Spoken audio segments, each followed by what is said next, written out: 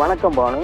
கள்ளக்குறிச்சி கருணாபுரத்தில் கடந்த சில நாட்களாக 215க்கு மேற்பட்டோர் கள்ளச்சாராயம் அருந்தி மருத்துவமனையில் அனுமதிக்கப்பட்டு மேல் சிகிச்சைக்காக பல்வேறு மாவட்டங்களுக்கு அனுப்பப்பட்டு வருகின்றனர். இந்நிலையில் சுமார் 56 நபர்கள் இதுவரை உயிர் இழந்துள்ளனர்.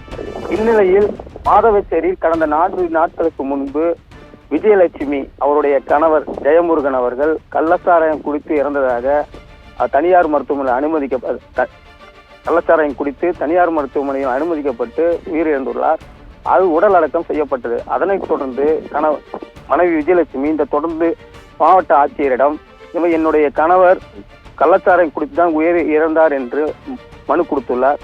மாவட்ட ஆட்சியரின் பிரகாஷ் அவர்களின் உத்தரவும்படி இன்று கமலக்கண்ணன் வட்டாட்சியர் கமலக்கண்ணன் தலைமையில் விஓஓ மற்றும் 3 மருத்துவர்கள் இந்த உடற்குழு ஆய்வை மேற்கொண்டு வருகின்றனர். மேலும் உடலை தோண்டி தேவையான சோதனைகளை எடுத்து உடற்குழு மேற்கொண்டு வருகின்றனர். பானு.